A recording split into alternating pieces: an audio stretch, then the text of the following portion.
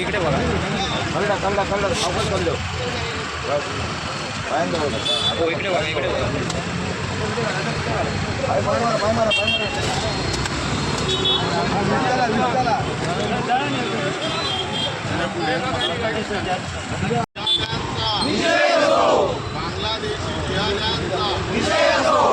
भारत माता की जय, भारत माता की जय, हिंदू धर्म की जय, हिंदू धर्म की जय, हिंदू एकजुटीचा विजय हो, हिंदू एकजुटीचा विजय हो।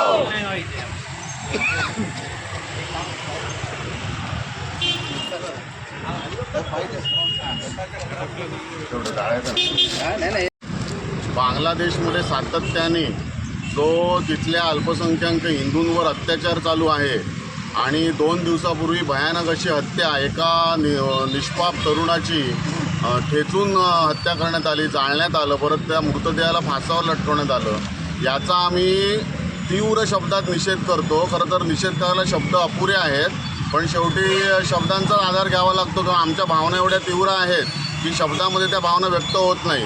पण आम्हाला कायद्याने या देशामध्ये लोकशाही आणि कायद्याने एवढं बांधून ठेवलं आहे की आमच्यासमोर दुसरा त्याशिवाय पर्याय नाही आहे। म्हणून आम्ही तीव्र शब्दात निषेध करतो या कृत्यांचा, जी बांगलादेशमध्ये सातत्याने चालली आहे।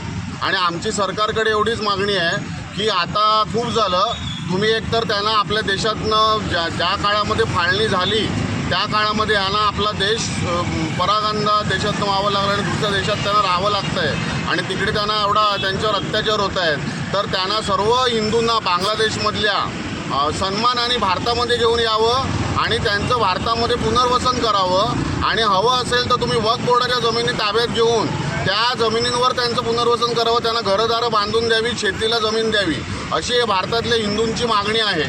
त्याचप्रमाणे बांगलादेशींना भारतातून हाकलून लावण्याची जी मोहीम आहे ती आणखी 100 पटीने तीव्र करावी। एकही बांगलादेशी भारतामध्ये आम्हाला आता आम्ही खपून घेणार नाही, एवढा आम्हाला सरकारला इशारा द्यायचा आहे। बांगलादेशी जिहाद्यांचा विजय हो, बांगलादेशी जिहाद्यांचा विजय हो, हिंदू एकजुटीचा विजय हो, हिंदू एकजुटीचा विजय हो, भारत माता की जय। चंद्रदास या हिंदू तरुणाची बांगलादेशमध्ये जिहाद्यांनी निर्घृण अशी हत्या केलेली आहे आणि हे लोण आता भारतात सुद्धा पसरणार आहे। याच्यासाठी मंगेश पाटील हे दोडामार्ग येथील एक तरुण या हिंदूंच्या बाजूने आम्हाला न्याय मिळावा याच्यासाठी चालत दोडामार्गपासून ओरोसपर्यंत आलेले आहे आणि आज सकल हिंदू समाज, हिंदू जनजागृती समिती, अनेक हिंदुत्ववादी संघटना त्यांच्या पाठीशी उभ्या आहेत। आज आम्ही जिल्हाधिकारी आणि जिल्हा पोलीस अधीक्षक यांना या संदर्भातलं निवेदन दिलेलं आहे आणि या तरुणाच्या कुटुंबाला, दीपू दास यांच्या कुटुंबाला संपूर्ण त्यांना आर्थिक भरपाई मिळावी, त्यांच्यावर जो अन्याय झालेला आहे याच्यासाठी आपल्या भारत शासनाने बांगलादेश शासनावर दबाव निर्माण करावा,